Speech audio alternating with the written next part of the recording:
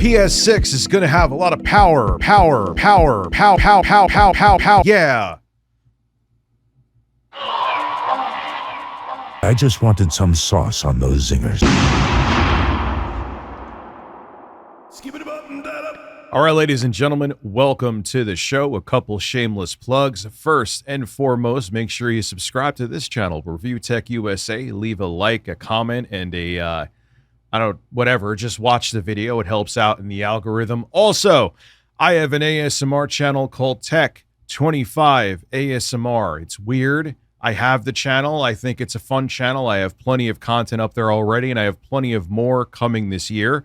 So make sure you check out Tech 25 ASMR. I'll have links to everything I mentioned below in the description and top pin comment. Make sure you hit the bell too, so you get notifications of my newest videos, because, you know, YouTube is YouTube. So I hate that we're talking about this, but we have to, because I feel like the 9th generation of hardware and consoles was non-existent. It felt like a non-generation, but here we are.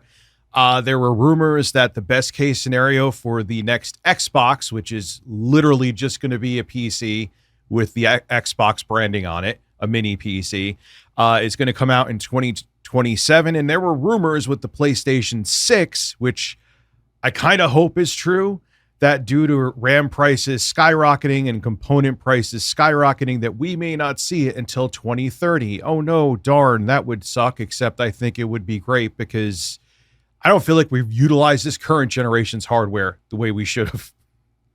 I mean, what the hell happened? I feel like 5 minutes ago, the PS5 and Series X were just being released. Well, before I get into the PlayStation 6 specs, I have to say this.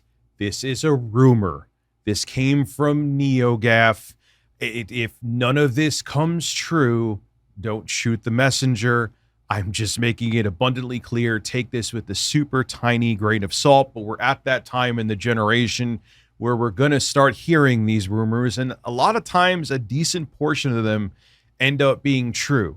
This could all be misinformation, but it's still interesting to speculate and discuss. So these new rumors surrounding the next-gen PlayStation is mostly focusing on memory. This information comes from leaker Kepler2 over on NeoGAF, who is keeping track of everything related to next-gen PlayStation hardware. The most recent claims puts a future PlayStation system at a weird 30 gigabytes, and it would be GDDR7 memory. So 30 gigabytes of RAM, GDDR7. Now, the PlayStation 6 handheld is actually going to have 24 gigabytes of LPDDR5X memory. So slower memory and somewhat less, still plenty for a dedicated console handheld, which would be on par with many of the other portable systems like the Xbox Ally X and the ROG Ally X. Both have 24 gigabytes of RAM inside of them. Now, here is Kepler on NeoGAF talking about this. How are they going to hit 30 gigabytes of GDDR7 with only 4 gigabyte modules on a 160-bit bus?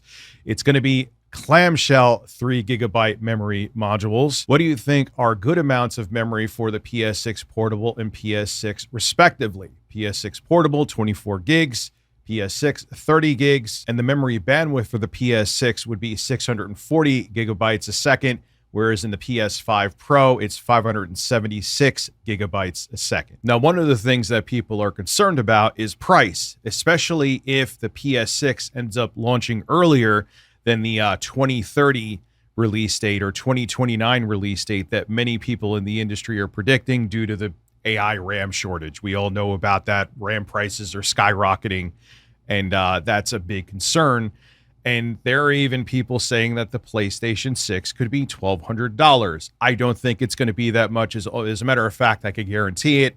A lot of people are saying it's going to be in the $600 or $700 price range, which that I can see. And that's why we may see a delay of the PlayStation 6 until 2029 or 2030, because releasing it for close to or over $1,000 would be the death of the PlayStation 6. I know Microsoft, because they're releasing an Xbox branded mini PC, I don't think they really care, and it's going to be probably around that price because it's going to be a higher end mini PC. But For the PlayStation 6, which is still a conventional console, the average consumer is not going to deal with it around $1,000. They will just avoid it at that point. Now, one of the things that's interesting about this is if the next Xbox is $1,200, their mini PC is $1,200. I know they're going to say they're not competing with PlayStation, but the next PlayStation is about half the price, and that rumor about it actually being $1,200 as well is not true. I guarantee you that it's not. Xbox is even more dead in the water, at least from a hardware perspective, than it already is. There's no way that Microsoft... How can Microsoft... Hey, here is this PC, and there's some mini PCs that are going to be almost as capable for significantly less. Here is this Xbox-branded expensive mini PC that's our next-gen console for double the price of a PlayStation, which actually has exclusives, albeit a decent portion of them timed exclusives that you could eventually get on PC. And it has Sony's ecosystem, and it has the simplicity of being a gaming console, whereas the Xbox is just Xbox in name. It's not actually a console, and it's way more expensive. Who the hell is going to buy that, especially when there's other mini PC competitors out there? I need Microsoft to explain that to me. Now, going into the specs of the next PlayStation, I think they're fine. I think the PS5 and PS5 Pro are fine. I mean, Resident Evil Requiem, which is coming out at the end of the month, is going to actually have on the PS5 Pro a 4K 60 mode with ray tracing and a 4K 120 FPS mode without ray tracing. I just don't feel that anybody right now, especially when I feel like the current gen consoles haven't been utilized properly, I don't think anyone really wants the PS6 yet. And the specs that we're hearing, if they are true, again, let's just take it as rumor, I think would be perfectly fine. Now, they could change. Maybe Sony, especially if they delay the console, they may decide to change something with the memory or SoC that they're using from AMD that stands for System on a Chip.